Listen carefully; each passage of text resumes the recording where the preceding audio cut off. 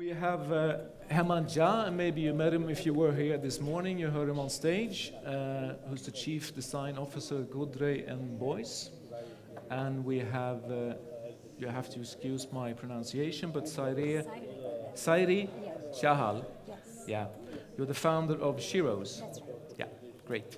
And we have Jonas Petterson, who's the CEO of the design bureau Form Us with Love. So all welcome on stage, and I would like to kick this off with Hemmant. The stage is yours again. Great, thank you.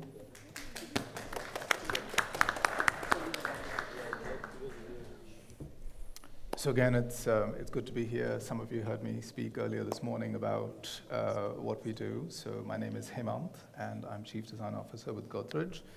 And this morning when I spoke, I introduced us as a company, a conglomerate that does everything that makes everything from satellites to soap and everything in between.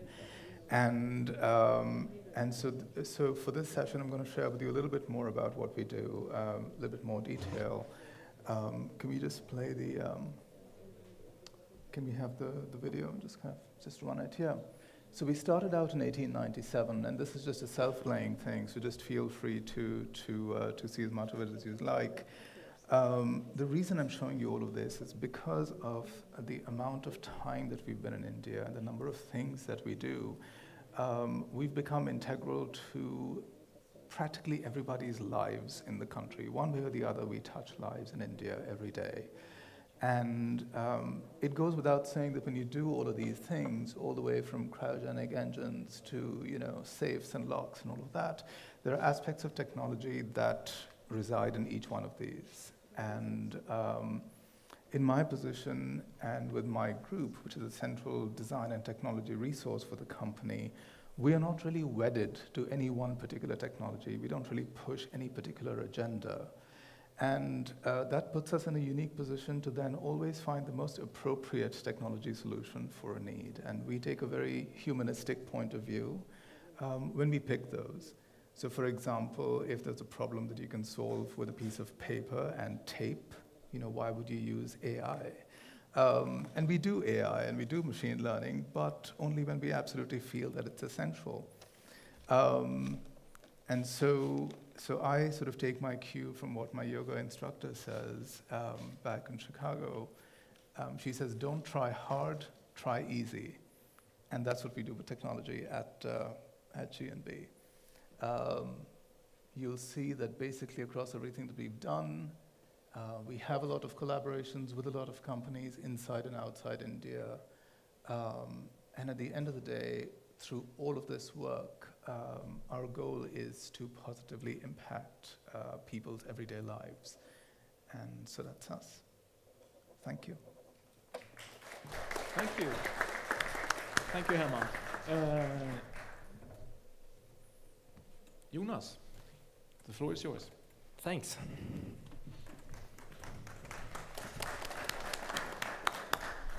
Since founding the Industrial Design Studio back in 2005, Form Us with Love, we've been trying to figure out how to design real change. Experience working with large companies like IKEA, LG, Nespresso, as well as co-founding 2 ventures, Teed Watches and Boyce. I think we come to one simple conclusion, that design is about 2 things. On one side, we need to understand culture. What is the everyday problems or everyday challenges for people's lives? And on the other side, industry. How can we use the opportunities in material resources to meet the future more sustainable needs? As an example, we recently launched a kitchen with IKEA, for instance, that is made from 100% recycled material. So what am I doing here? I don't know that much about India, to be honest. But I had the privilege 2 years ago to have 2 gentlemen knocking on our door here in Stockholm, our studio door. And one of them was Godrej, and the other one was actually Hemmant. And they were explaining what they were doing, and I never heard about Godrej, to be honest. After the meeting, we did a Wikipedia search, and we found out it was one of the biggest companies in India. And as Hemmant said, doing everything from soaps to furniture to rockets. So of course we were super excited when they said we want to work on a new project called New Essentials to reach the middle class homes in India. We decided to go to Bombay to explore culture and industry on site, visiting many people's homes. Instead of reading reports or doing Skype meetings, we were sitting down, talk to people, cooking, socializing. And without that, we would never understand, for instance, dust is a problem, or traffic noise, which we don't have here in the same way. We can have silence in our homes, or how extremely creative people are in small space living. I think would even impress IKEA, how they treat their square meters. At the same time, visiting factories and understand what industrial possibilities are there within Godrej, huge amount of factories spreading around India. At the same time, trying to figure out local crafts and kind of fusing that into the industrial process. I'm super happy to be here, of course, and even more excited as we actually very soon is going to launch this collection. Yeah, hopefully going to India soon again. Great. Thanks a lot. Sairee, the floor is yours. Thank you. Good morning, everyone. I must do a little context setting. I think I run a company called Sheroes. We are a platform for women. It's a community built for women and their aspirations. And I think the context here is, and we of course talking about technology, about 20 years ago, this company wouldn't have been possible. And what we do for our community, our users today wouldn't have been possible. But just to give you a little more context, and I think standing in Sweden, this is a great moment of inspiration for me, because you guys are a country with a feminist foreign policy. You understand design better than most countries in the world. Your systems and processes work. You understand sustainability. And I think these are a lot of things that back home in India that we are trying to build upon. These are things we are trying to adopt from or learn from. But just to give you a context, we are a country of 1 billion people. We're also a country that produces the maximum number of women graduates in the world. But we also have the lowest gender parity ratios in the world. Women in leadership, women in tech, women in workforce, women literacy, reproductive rights, so you name it, we stack pretty low in the pecking order. And one of the things we are trying to do as a company is use empathy. So a lot of my peers, you heard Alan, you heard, a lot of digital payment companies, you hear terms like fintech, consumer tech, retail tech. So when people ask me, what does your company do? I take great pride in saying, we are building empathy tech, and that's what we are trying to do. We're trying to leverage the power of a platform that talks to millions of women out there about their aspirations, but it does it by putting empathy at the center of it. It does it by building an ecosystem of nurturing.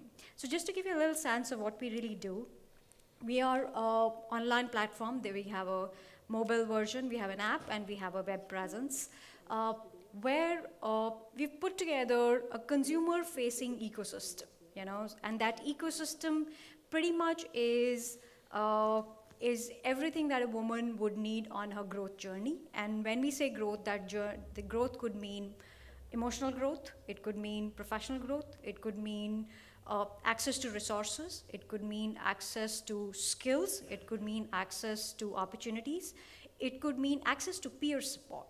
And all of that is lined up on the platform. And in the back end, we go out and build relationships with organizations to, one, help them become more gender diverse, two, put more gender diversity in their P&L statements, and three, help companies build more gender-friendly workspaces. And we've built a stack of enterprise products and that make it happen. We built a interesting product about 3 years ago. It's a helpline for women. We started it as a very small chat interface, and we put a team of counselors in the back end to say, hey, when a woman comes, just talk to her as long as she wants, answer every question that you have. And in the back end, we started populating every piece of information that might be relevant to this person. Today, our helpline runs 362 days in a year. It runs from 6 a.m. in the morning till 12 at night. And we talk to women who come from pretty much every postal code in India, and that's a lot of postal codes, I can tell you. Responding to queries right from what can I do with my career, how can I set up a small business, how can I work from home, how do I deal with abusive relationships, how do I work with a small family, I don't have a computer of my own, I come from a traditional family, my dad doesn't want me to work, he wants me to get married.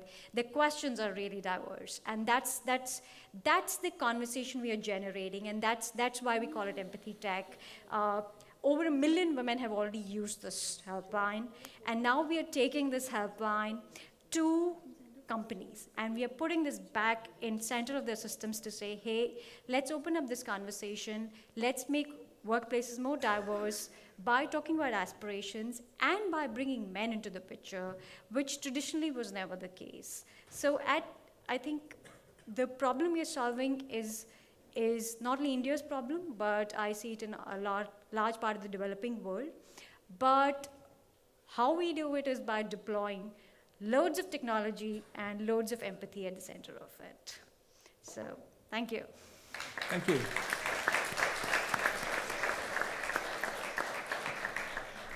Thank you. I just want to pick up where you left, Jonas. I'm getting quite curious about this cooperation on this new trademark that you're going to launch.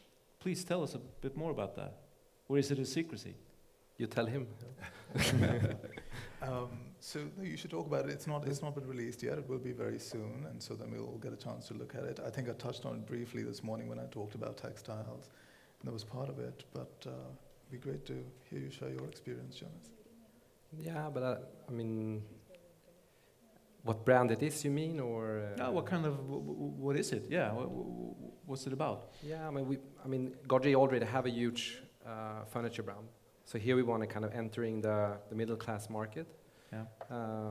Without doing, I mean, the most, we call it new essentials to kind of not over-design it. When we were looking around in India, the most beautiful things to us was things that were created in the factories. The most, you welding something together to have as a cafe chair to sit and eat when you have your lunch. Or in the most basic homes, you find the most creative solutions. We want to kind of start off from there, not over-design things, kind of go into the trap of, those vulgar, too much unnecessary things that. So it's like an IKEA for India. No, it's funny you should say that. It was very interesting working with Jonas and having their team come over, because very often, when you live in India or you live in any particular place, you get very familiar with it. And the more familiar you get with it, sometimes you simply don't even recognize what it is that you're surrounded by or what it is that you actually have.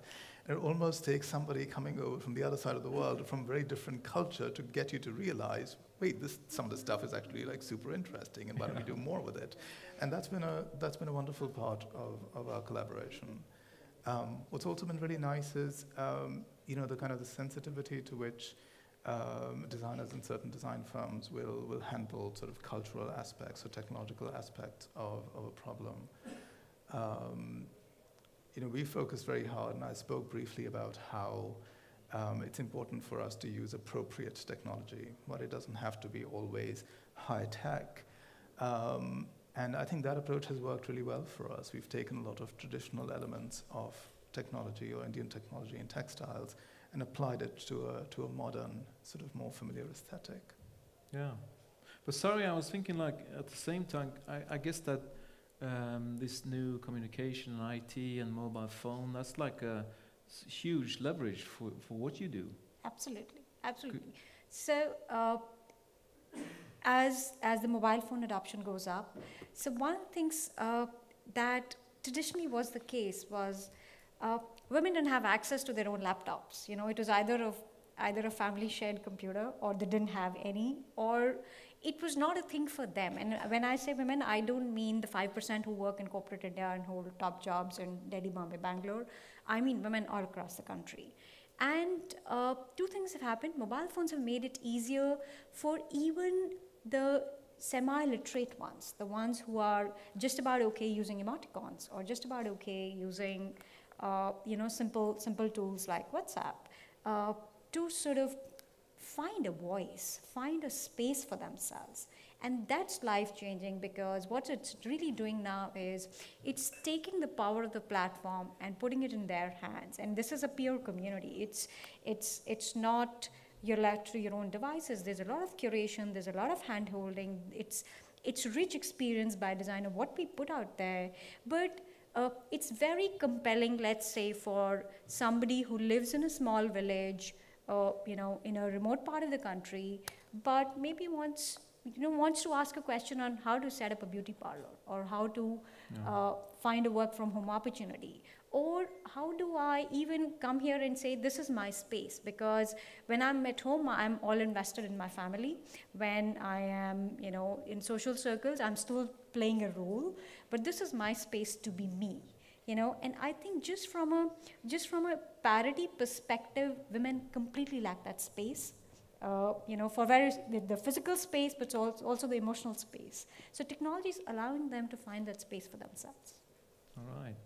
Yeah, because I was thinking about that, what you're saying, Hemmant, that you don't need AI, you can use like a pen and paper, but at the same time, this sort of mobile revolution has sort of shifted and made a lot of differences in India.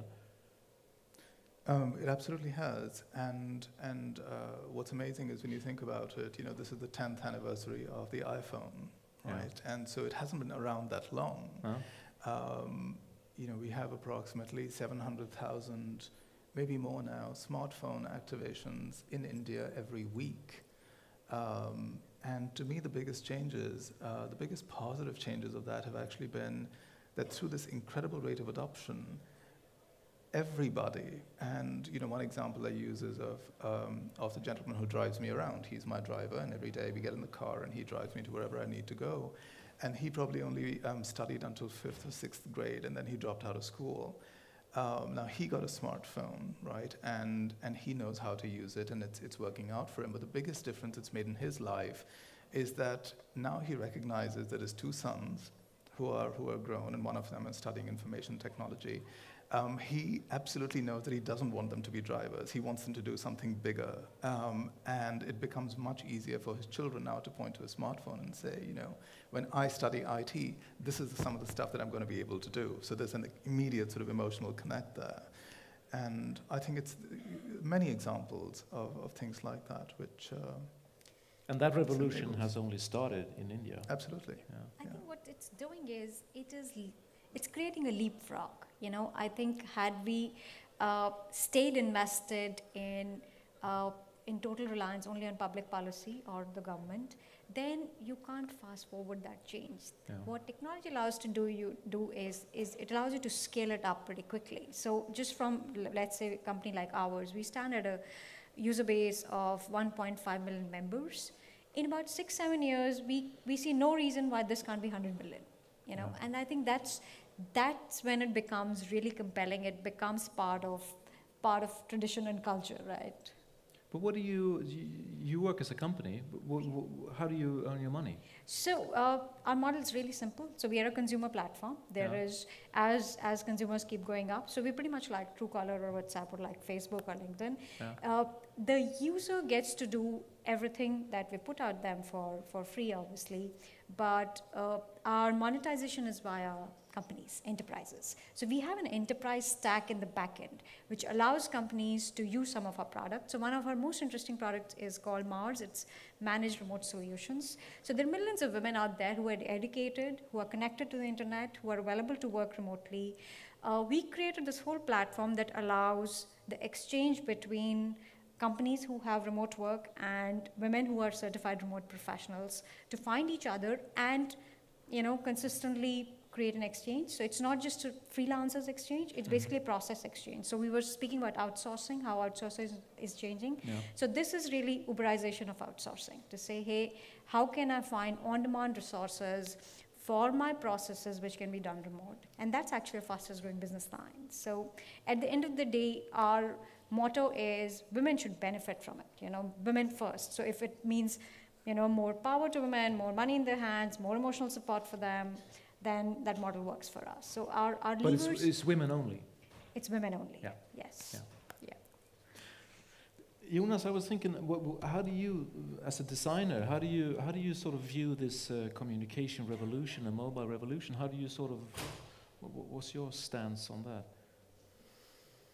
I mean, I think I agree a lot with what Hemmant's saying. We try to make it really simple. I mean, we're using technology and stuff in our work, but it's in our daily work. It's more to go hands-on and prototyping and testing things to kind of really figure out what things are needed.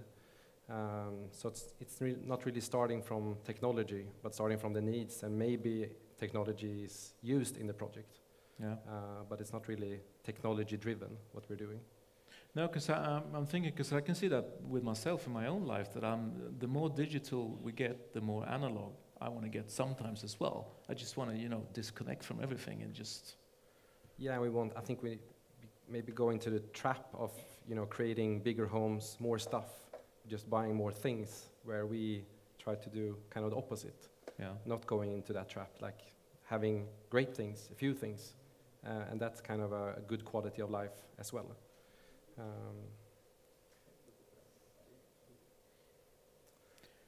No, I was just going to say, to your point earlier about how you want to de-stress, and that's interesting because, if you look at, again, and I like looking at things from a historical perspective, but if you look at technology, maybe 2,000 years ago, when you're talking about things like agriculture, right? The first time that you dig a trench and you direct water to your field and you raise the number of plants that you can kind of grow from the same piece of land, that was the technology of its time.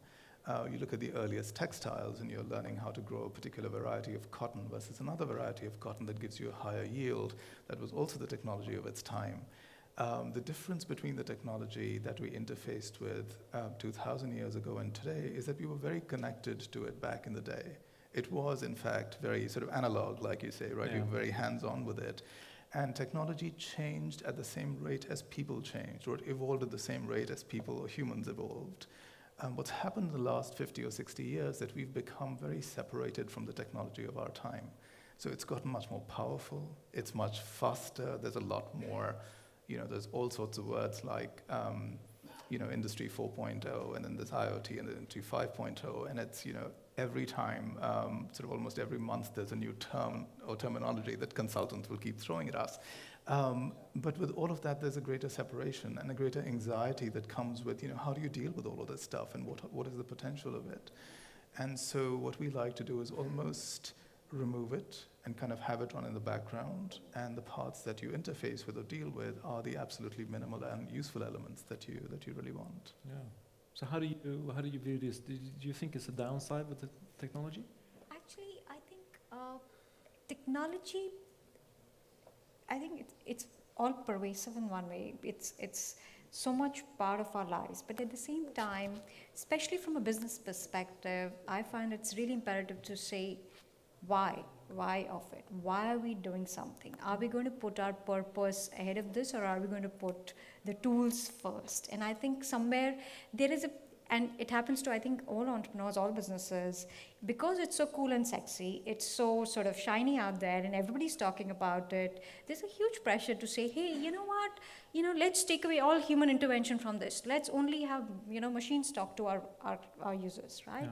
But guess what? You can't replace a human voice. You can't replace, and humans will still hopefully be ahead of creation of technology, because our aspirations are pretty, they're boundaryless, right? Moment we have something, we want more. And in that way, I think, especially from where we come from, our user is not a savvy user. We have to really make sure this doesn't intimidate them.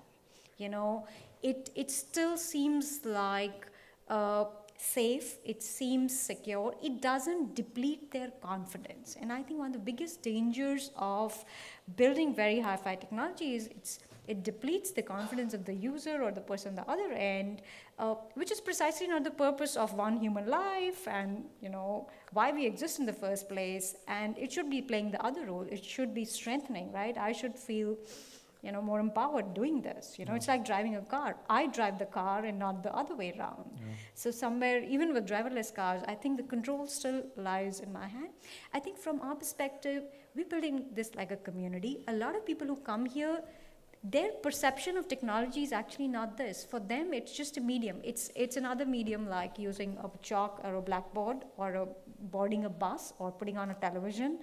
For them, it's another tool to sort of get to wherever they want to in terms of, you know, their next transaction. So one of the things we sort of did was we created a small offline component, a human-to-human component. So as a community, we do 95% of our work online, but we said, you know what, let's take this offline. Let people who are online occasionally see people, you know, occasionally see each other offline. Yeah. And that sort of humanizes it, because I think dehumanizing technology can be the biggest disfavor we can do to it and to us. Yeah. Let's get some, let's talk about some final words about I mean, Sweden and India, you were touching upon that, quite huge, quite big cultural differences, but in a way that's kind of a good thing for finding Swedish-Indian cooperations.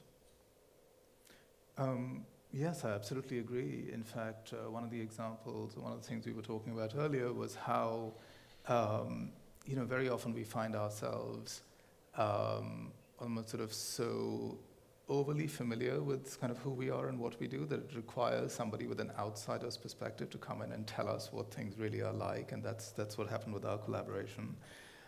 But another example was when I had one of my textile designers actually come and travel through Europe, and she went to, in India, she studied at what is considered widely as India's premier design school, with a very, very good textiles program. And, you know, in my understanding, if you've got a country that has 2,000 years of a textile sort of heritage and tradition, and then you've got India's best sort of textile training or design school, you're probably kind of up to speed with what's happening with textiles. Yet when she came to Sweden and she traveled through Europe, she was blown away by the different directions in which people were taking textile. It's almost as if by not having the almost like the burden of the heritage or the tradition, people were free to explore things in ways that otherwise you may not be able to. And so that really opened her mind to the possibilities. And I think that kind of thing in pretty much every aspect of collaboration would be marvelous to see. Yeah. What about you, Jonas? You went to India for a visit, and what did you learn? Our team has been traveling back and forth, and I think that's maybe where we spend the most time to figure out how we actually could work together. Hemmant's team and my team, coming up with new creative tools to work more closely. Like when you are there, you can prototype. So prototyping is probably the main tool, not like a final prototype, but like iterating on things to have like the same view on references, which we don't have today. We have completely different catalog of references when we speak about materials and qualities. And filming has been probably the simplest and easiest tool, like an iPhone. Instead of presenting things, we are filming things constantly in the studio and sending over a film. Mm-hmm. And that's kind of bouncing back and forth, and that made us kind of... So you don't say anything, you just like film? Oh, we just speak, and it's not presenting anymore, it's just like sharing what we're doing. Mm-hmm. And that kind of also building the trust between the two different cultures in Bombay and in our studio here in Stockholm, which is a very good tool. It's super simple as well. Yeah. Great. I'd like to set up an exchange, actually, you know, take some of your order and, you know, give you some of our chaos, maybe, you know, bring in a little bit of Bollywood here. But also takes inspiration from, you know, your design thinking, your sense of, you know, just orderly piece. And I think we could do with some more of that. Give you some of our speed, you know, and give you some of our, you know, spontaneity that we can sort of, and I think it would sort of create some very new paradigms, some new new ways to work. And it's also an opportunity, right, on both sides to say, hey, you know, this is what we do best and this is what we do best. Let's sort of put both the value systems on the table and see what can we come up with. Yeah, so like I really see a lot of hope in startups, in tech startups, in tech collaborations, in really bringing what are strengths on both sides of the table. I think clearly, you know, scale is a strength in India, so it's also a challenge, but that's also a strength. And I think if we can marry some of the depth of design and process to the scale in India, I think those are like some really sort of interesting problems to look at. Great. Well, isn't that a perfect final word? It is. Yeah. That's why we're here. Yeah, yeah. Thanks a lot. We have to put an end to this discussion. Thank you. Thanks a lot. Thank you. Thank you for so coming. much. Thanks.